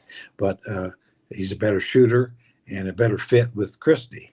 And so it made the team better. And, of course, there again, Jay Will. It benefited him because he was got to be a starting point guard for Pat Riley's world champions. Yep. Amen. Andrew has a question. Will you go fishing with him? He'll bring the cooler of beer and he can bring unlimited King stories. Well, thanks for the invitation. No, I don't really fish. I mean, I might be the only guy from French Lick, Indiana that doesn't. I've always kind of approached it, if the fish don't bother me, I won't bother them. And, and sadly, I have the beer drinking. Being a diabetic, I don't really do very much of that anymore. Very little. Yeah, you got to take it easy on those things. Same thing with the chicken and dumplings. Yeah, moderation. Very much moderation. So the Kings are playing this up-tempo, pressure-based style of basketball right now in Summer League because teams are smaller. They're a little bit more experienced. They're excelling, I think, at it through their first 3 games. But how does this style of basketball translate and possibly intersect with what you have waiting for you in October when it comes to DeMar DeRozan, Zach LaVine, Domantas Sabonis? Yeah, that's the $1 million question. I mean, I certainly like watching it. I think the fans do. I mean, obviously the defensive pressure picking up everywhere, really attacking the dribblers, just not giving away space on the floor. Of course, you're going against the lesser talented kind of guys. Yeah. But that Coach Christie would like to do that come October, but we'll have to see. I think having some of these young guys, especially Nique and Carter, Isaac Jones. I mean, those guys really they play balls out, and that hopefully will carry over, put a little pressure on the veteran guys to say, and then it's up to the coach to get the veterans to to react and play.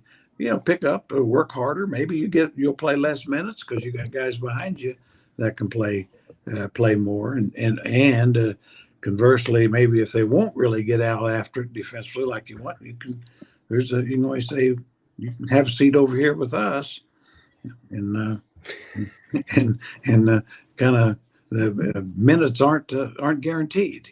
There's nothing in your contract says you get 36 minutes. The dynamics of an NBA bench and the rules by which they're unofficially governed are so just they intrigue me, right? Like the young guys, you got to be next to the coaches. The vet gets the last seat on the bench. Like there's all these different little things. So when you said come sit by us, you always know. Looking, that's a great point. I think sometimes we forget that. It's like, generally the proven solid guys are at the end of the bench when they come out of games because they know they ain't worried about going back in. The young guys, they want to be the first guy the coach sees if he looks down the bench. Yep, he'll be sticking his neck out. Huh? Me. Me, get me in, coach. Yep. So got me laughing now. I'm thinking about Stockton. Are you a little bit more optimistic seeing that we think that Nique and Max will get some time, that with the way they see the floor, that maybe the Kings will not have the ball stall outs and the pounding of the ball that we saw last year so many times? I am. I don't know if there's good reason to be. I mean, there's reason to be enthusiastic about those guys. Yeah. But how does that translate? We just really won't know. You might have some idea during the preseason, but even then, I don't think you'll know much. It's just like it's so different. The summer league is so different than the preseason. The preseason is much tougher than the summer league, and then the regular season, that's a whole jump up. And then of course we know the playoffs. That's another big jump, just different levels. And so I really don't think we'll honestly or have a legitimate idea until you're 5-10 games into the season. I think probably within the first 10 games, we'll say, well, they are doing it or they're not. Yeah, no, absolutely. It's a very good point. The season is much longer. It goes from what, Jerry, 41 plus the tournament to 82? Yeah. I mean, it's just forever. And obviously injuries and all that kicks in there. But I mean, the good news for the Kings, clearly you got some young guys that look like they're players. So your depth of your roster is better with talent. Mm-hmm. Guys that, if they didn't play for the Kings, would probably play for somebody else. And I would say that's one way to look at it, because we've had a lot of teams here where the guys at the end of the bench, nobody else wanted them. Last year, Jerry, unfortunately, there's a few. Yeah, you had 3 guys that weren't in the NBA to start the season. Yeah, and I mean, certainly you find guys. The Keon Ellis, you always can find some really good players that have been overlooked and occasionally. Yeah. But in general, quite honestly, a lot of the guys that you're hoping to develop, you go back over the years, and truth of you in 3 or 4 years, you find out they're nowhere. Yep. Or at least in the NBA, they may be in China or Europe or somewhere still making a living. But yeah, it's a tough business. Yep, it is indeed. Paul wants to know if you could package DeMar and Devin, what would you look for in return? Well, I think I'd look for is a long wing. Now, I mean, who in particular? Well, of course, if you could get somebody like Murphy at New Orleans for those 2 guys, I'd sure do that. Or Tari Eason from Houston, long, young, defensive-minded guys who could play guard 3s and 4s would be a great fit with Keegan. That type of trade, you'd probably lose offensively a little bit, but and of course you lose a little depth-wise. But if you could get guy like that. Or in my mind, let's say even if it's just DeMar, you could trade him for someone like Sante Aldama. Oh, love him. Yeah, Love him. he's kind of where Reynolds might be in a couple of years. Yep, that is such a great point. And Portland has a guy very similar to Aldama. His name escapes me right now, but he plays that exact same role for them. Just that smooth wing that can just shoot the leather off the basketball. I can't. I'm having a blank there myself. I don't know. My memory, I should try the memory music that you do. My brain. I need to listen to it more, I think. Oh my gosh. Do you think Mason Jones has done enough to earn a training camp invite? I do. Yeah, I always felt he, not just in G League, played very well, as you know, and seems like with the minutes he's gotten, he's always counted himself well. I mean, I really do. I'd honestly kind of think that they might be better served by bringing him over Markelle Fultz, really, to be honest.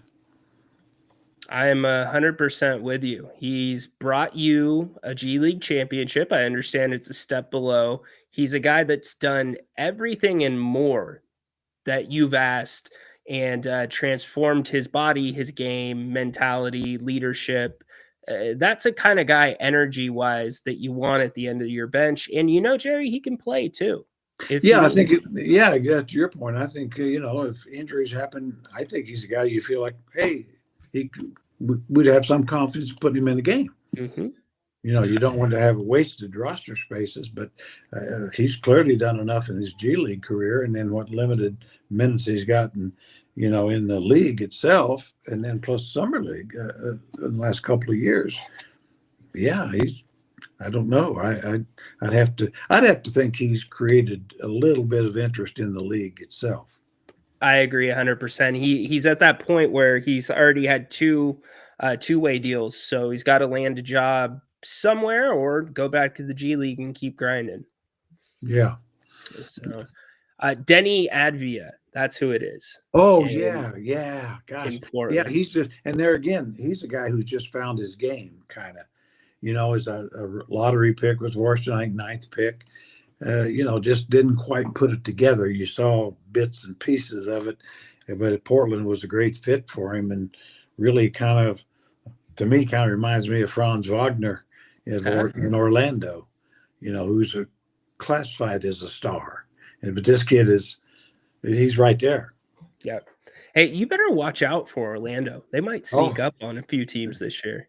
Yeah, I think they're a definite top 4 threat in the East. And maybe even more, because it's a matter of health for them. They've got good depth, but Suggs has got to stay healthy. But Suggs and Desmond Bane as your starting guards, that's pretty salty. And then of course with Banchero and Wagner and Wendell Carter Jr., I mean, I really do. I think their starting 5 matches up with just anybody in the East, really. I think that they got to stay healthy, and their bench has got to stay healthy.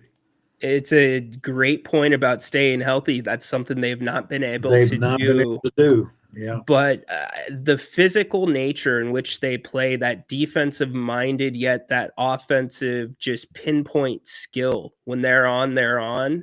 I love when a team, kind of like Denver, and I'm not saying that Orlando is where Denver was at, but when they feel like they are at that spot to go get their Aaron Gordon and make the jump, it doesn't matter what it's going to take. We're giving up 4 first-round picks. We know Desmond Bane is the right guy for this to take it over at the top.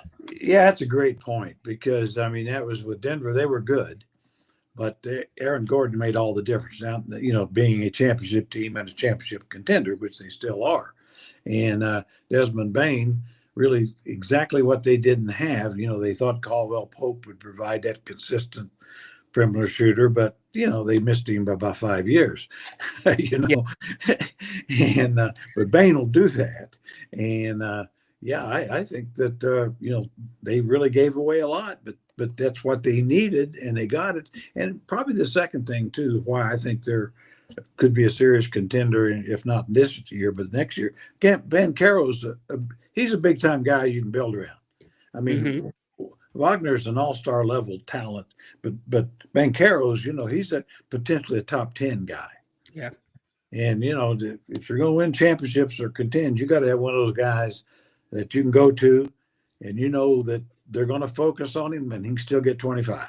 And Jerry, they brought in last year Tristan Da Silva, a guy that the Kings had fairly high on their board, who was a 4-year guy out of college and was more ready to come into the NBA. Now he's coming into year 2, and he is a good he's a Doug Christie piece to that Orlando team right now. Yeah, he is. And he looked good in the summer league, and it looks like he's ready where they can count on him off the bench. Jonathan Isaac, obviously, if he ever stays healthy, he's a defensive game changer. And then and a massive 3-ball threat if you're playing in the Golden One Center. In the that's the only place so far. But and then Mo Wagner, who's an excellent backup big. So I like everything they've done, and so they're on the right track. And just they in Detroit right now, they're two young teams that you think are gonna create a little havoc for some of the more established ones. Yeah, Detroit will have a little chip on their shoulder, considering the call that they felt they got a little jaded on against the Knicks. But I would say Orlando is a reason to, if you are a basketball junkie and you want to get the league pass, that's a team to watch early before the Kings games. They're fun. They'll be fun to watch. Yeah. I think they're, kind of like San Antonio in the West, or it's probably one of those teams that's going to jump up pretty good, you'd think. Yep, 100% with you. Okay, I'm going to let you answer this one, and then I'm going to reframe it. And I know you've kind of covered it, but would you put Keon Ellis in a trade to get that player with length that we've spoke about many times?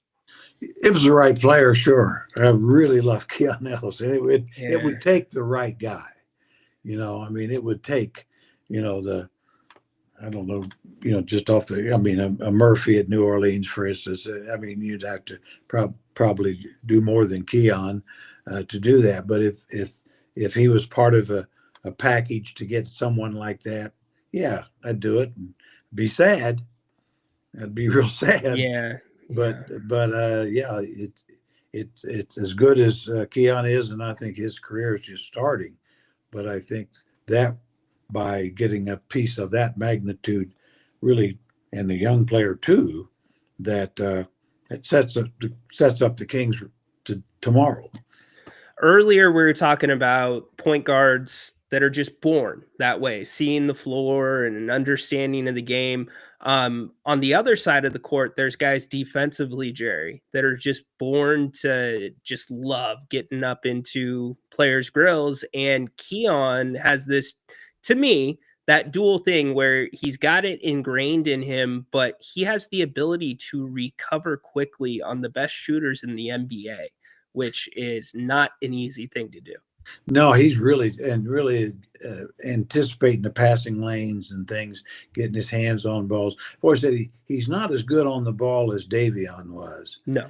But he's better in every other way, probably, as far as team defense, reactions, because he's longer.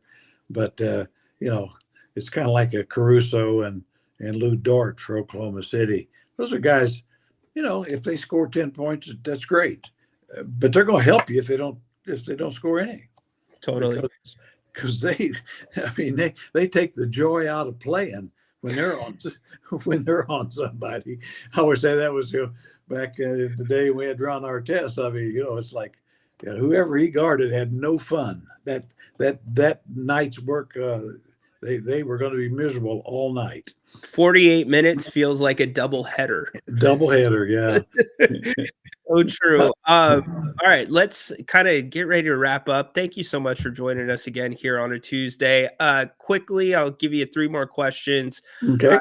Who else have you really liked player-wise in the Summer League? Well, the best player I've seen, 2 best players. Cooper Flagg wasn't very good the first game, but was great the second. Mm-hmm. I mean, yeah, you can see a chance for real stardom there. It's going to have to learn to shoot better, I think, overall, but he's a player, even if he didn't score. And then Edgecombe, I think Edgecombe might even be better as a rookie than Cooper. Man, the game's easy for him. Like I say, he honestly, and I sound like I'm losing it maybe, but he reminds me a lot of Dwayne Wade at the same stage. I'm just comparing them as rookies, summer league kind of stuff, but his fluidity and how easy he gets to his spots and a better handler than you thought, all those sorts of things. That's where Wade came. He's fifth pick, but I mean, nobody quite thought Wade could just be that good that soon. Yeah. And I think this kid is very similar in that regard. And look at what Dwayne Wade did. He led them on his own to a championship. Yeah, he won a championship before LeBron got there. And yeah, I was going to say, I always remember seeing Dwayne in college, and always remember he played forward for the most part at 6'3", but he rebounded it, but he led Marquette to a Final Four. Yeah. And so, how many times does that happen? So it tells you a little bit about the player. That's when a lot of people learned that Marquette was in Wisconsin. Yeah. I didn't realize that until then. I mean, they'd had great programs in years past, but they'd kind of fall off. Now they're really good, but being good in Final Four good, that was kind of a Dwayne Wade thing. Amen. Well said.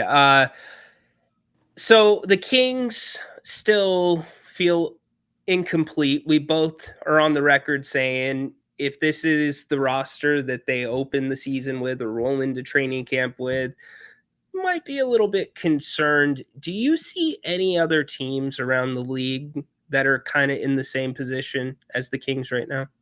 Well, I think there's several teams. I mean, you'd have to think New Orleans can't feel good about where they are. And I mean, now what can they do? They're like every team. They've got a couple pieces they don't want to move, and that's the very pieces that people would like to get from them. Yeah. Sorts of things. Atlanta's kind of in a, they're pretty darn good, but can they get as good as they want to be? Boston obviously is just not playing. They're playing for the year after. Right. So they'll be interesting to see how all that plays out. The thing about it is every team right now, when you start camp, every team thinks they're going to be a lot better. They don't know how much better, but everyone, they don't go and say, boy, we're going to be worse this year. A lot of them are, or some are. But I mean, and about 20 games in, then they'll say, oh, our rookies aren't as good as we thought, or this or that. Now, all of a sudden, that's when there again, trade talks, things start happening because as losses mount, then people see their teams differently. And that's what happened here in Sacramento last year. Yeah, exactly. It's exactly what happened. It's just like I say, if you had to do over again, I think you might have been a little frustrated, but I'd say if we're going to trade Fox, we're going to get what we need. Yes. I've been kind of preaching that kind of from the Beam Team year, from the 46 win year to last year, a lot of the talk in the offseason was about controlling the controllables. Free throw percentage was down. Actual free throw attempts and made free throws were down between 18 and 21% from the year before, which is a massive drop. And so they worked really hard on those little things. And so I do think there's reason for belief that if the Kings basketball IQ raises a little bit, they handle the ball a little bit better, Jerry, and their passes are more intentional, that they can't be as bad as they were at times the second half of the season last year. Totally agree. I mean, I think Coach Christie, if he can just get guys to understand that, don't let the ball stick so much. Just don't let it stick so much. Make sure the ball's moving and popping. I mean, you looked at Oklahoma City and Indiana in the finals, and I mean, now Gilgeous-Alexandria might stick with him, but that's the kind of guy you let it stick. He makes $278 million. Yeah. Well, and he's going to get you 35 on 23 or 4 shots. So yeah, but anyway, yeah, I think just really getting the guys to really understand if the ball moves better, everybody will get some easier shots. And then maybe the other thing that always struck me from the Beam team, how fast they made transition opportunities. I've never seen a team in my life that was able to get scored on and score on the other team before they could get set. Mm-hmm. I mean, in general, if you get scored on, the other team gets to set their defense. But the Kings were so good at pushing. And last year, you didn't see that at all. Mm-hmm. You did not. You saw, and I think that was the thing coming in the league. We thought, or in the season, that, well, with DeRozan, the team will be much better offensively. Well, it had more offensive talent, maybe, but it wasn't better offensively because you didn't get as many easy baskets.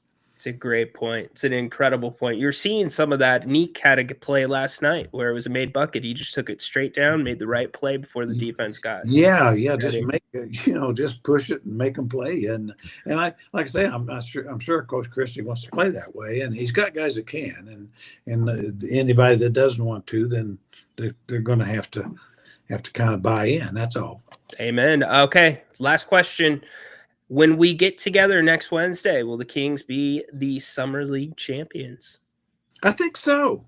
I really do. I think I haven't seen everybody, but I kind of think they're the best team I've seen. And I think the only reason they wouldn't be is if they decide not to play several guys. But I mean, this is if there is such a thing as an experienced Summer League team, this is it. Yeah.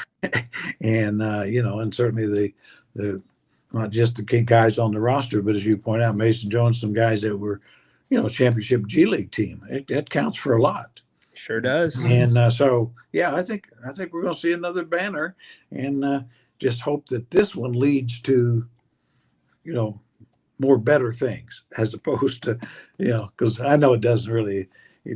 It's what it is, but I just didn't have a Summer League banner as a mid-season tournament banner, to be honest with you. I think they mean about the same. And for a fan base where expectations right now are as low as they've ever been, it could be worse. You could be 0-3 in Summer League. Now you're in contention. So yeah, and as you point out, too, as fans, had Nique and Reynolds come in and not been very good.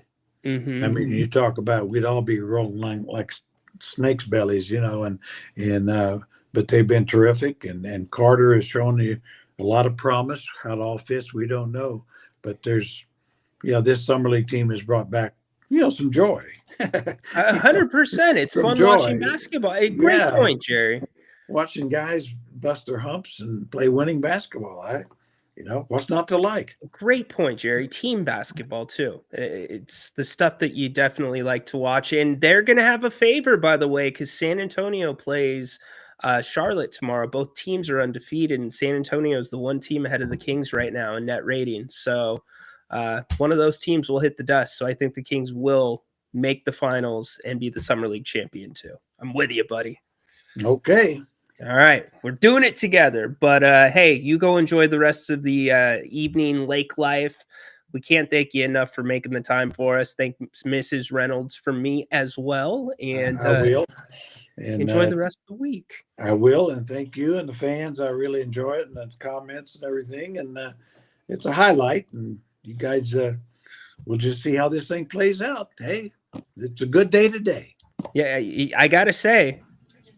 Oh, boy, that's a tough one. Now, see, this guy knows basketball. This guy right here, Jerry Reynolds, he knows basketball. Jerry, thank you so much. Appreciate it. See you guys.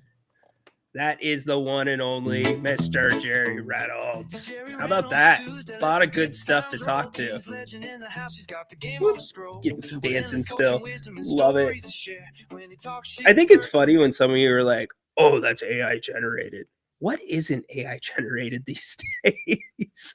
Come on. Kevin John and I over at ABC 10, he put a tweet out yesterday. He's like, how do you think they, what was it? How do you think they are able to measure the length of the home runs, like down to the way that they had to do it yesterday to figure out who was going to go on to the next round of the Derby. And I responded, I'm like, Kevin, how do you think they did it 20 years ago? That's the real question. So anyways, great conversation with Jerry. We're extremely thankful for having him on with us every single Tuesday. He's with me. He thinks that the Kings will win the Summer League championship. I am with that too. And if anybody out there is holding that plus 10,000 ticket, you're going to be really excited as well. The Kings pull this off. It is a good question. You're probably going to be, if Mace is hurting, that's a significant loss for the team. But does Max come back? We'll see. Again, San Antonio having to play Charlotte. That is going to help the Kings out a lot because one of those two teams will get their first loss and be eliminated from consideration. You would hope it would be the Hornets because I think the Spurs are probably the best competition for the Kings. Your other undefeated team, the Clippers, were one of the other ones. They play the Nuggets. So those are the teams to look for tomorrow. He's incredible. And Rock, when you see him in person, he looks even better. He's more incredible for his age. He's got his routine. You know, there's something to be said about staying active and having a routine. And basketball players, and by default, if you're part of the organization or you're calling the games for the teams, you're going to have a routine as well. Like basketball players are creatures of habit. You knock them out of their routine, forget about it. They're going to be completely off and they're going to be sour. They're going to be in a bad mood. They're going to think they're going to have a bad game. But Jer has stuck to a routine. He gets his walk in. He stays active doing some shows. He comes on here, comes on for halftime with us, which we are extremely grateful for. And by the way, the fact that all of you show up for this show and you show up for Grant's shows and you come with good questions, Jerry really enjoys getting that interaction with all of you. The joking stuff. Now, you guys went a little bit wrestling heavy today. I'm not going to lie, Tristan. That was a mouthful. Like, that was a big overstep, man. Just saying, Tristan. Got to clean that up a little bit. I couldn't even read Adams because of that, Tristan. But he has usually fun like that. But anyways, you guys are a big reason why he likes to come on as well. But very good show. Enjoy the Kings game tomorrow afternoon, 12:30. So we'll have a lot to talk about when we're on the air at 3:00. All the wrestling people, is this the best insult in wrestling history? Fat, out of shape, Springfield sweat hogs. Springfield sweat hogs. Rick Rude. There you go. Throwing it back for you wrestling people in the chat. Grant's back tonight, so join him. Thank you for the super chat. Pear character cutting his hand in front of, putting his hand in front of his mouth while blushing. No, Tristan, I love the effort. That was just a mouthful. But you know what? Jerry did know some wrestlers, which almost, Adam, if you would have had Cena in your comment because Jerry said Cena, I would have read it. Whoever put, and I'm sorry, I'm acknowledging it now. It's not because I looked over your question, but there was no reason to ask Jerry about the Ben McLemore situation. That's below Jerry, especially remember a player that's done something worse. I mean, you had a Stockton Kings player under the GM's watch while on a road trip that did what he did. I would think I'm not going to classify what's worse. All of those are just disgusting acts. And Ben, it's got to do his time, man. But that is just not a good thing. Sad thing. Really sad. First off, it's sad for the victim. Like that's somebody that will always be affected the rest of their lives. Sentences don't just affect the offender. But it's also for Ben to have the NBA career that he was able to have. And he didn't have a great career, but to come from stumbling Sacramento where he didn't actually excel, but he wasn't terrible, and for teams to continue to see kind of to see maybe something else still in the cards for Ben McLemore and get more chances other places, and for that to end up turning out the way it did, awful. But I'm more concerned about the person he affected. So anyways, yeah, good way to say it. Jerry's a legend. Jerry answered it really well. I thought his answer about Devin Carter was interesting. Jerry approached that with more patience than I'm feeling the Kings have with Devin Carter at that position. Really liked what he had to say about Mace, and you hope again Mace isn't too injured. He's able to play through that, and then also Max as well. But you've got two pretty good rookies. It's apparent. I mean, we went through the plays earlier. So all right, Kings.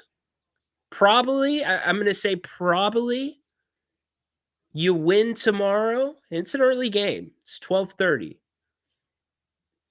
But you win tomorrow, you're probably in to the elimination rounds. 2 more games, and you're the champion.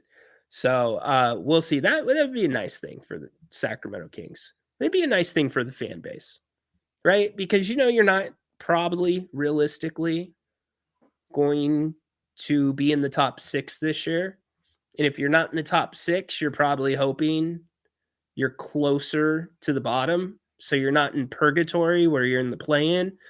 But to at least know that you have, and it's a complete compliment to what the Kings have done in Stockton, and a compliment to Scott Perry's drafting, that this team is as experienced and playing as well as they are. And there, as Jerry said, it's fun to watch. So at least knowing if they do win a championship, that there's hope coming. The help is coming in the forms of hopefully Max and Nique. That's something you can at least have a little bit of solace and hanging your hat on at the end of the day as a Kings fan. Yes, that was ravishing Rick For Rude. all you fat, out of shape, Springfield sweat hogs. Yeah, the Kings do not do well in early games. Let's see. This is, though, their first game. Here's the other difference, too. And y'all might not know this. Maybe some of you that have played basketball or played in bigger arenas know this. The Kings have been playing in the auxiliary gym, the practice gym on the campus of UNLV. Tomorrow's going to be their first game inside of Thomas and Mack. And here's why it matters. Depth perception. The Kings have been shooting the basketball with walls behind the basket. You don't have rows of seats and people there. They're going to be playing in I think it's like 14 to 16,000 person arena tomorrow. So it's going to be closer to the NBA experience. The bleachers go up both sides really high in the auxiliary gym, as you guys have seen through the first 3 games. But depth perception, when you go from playing in a gym like that with the walls behind the hoops or with the walls within, 10 feet of the hoop, it changes things. It makes you overshoot at first once you get into a bigger arena. And that's why when the NBA All-Star game was held in a football stadium, but the Final Four, when they go to those massive venues, it's such a big deal that teams get enough time practicing on those floors and shoot-arounds to adjust to the depth perception. Because when you're in a bigger place, it feels like you're just barely flicking the ball and you're giving it enough juice to get in the hoop. It's a really weird thing. Sorry, I'm going nerd basketball technical with you, but if you've been through it, you know what I'm talking about. So anyways, hey, been a great day. Thanks again to Jerry Reynolds. Thanks to all you for joining us. Thanks to Bennett for taking care of us and sponsoring the King's Court. Go check them out. Bennett'sRestaurants.com. Prime cuts of seafood and steak. You got an hour left to get to happy hour.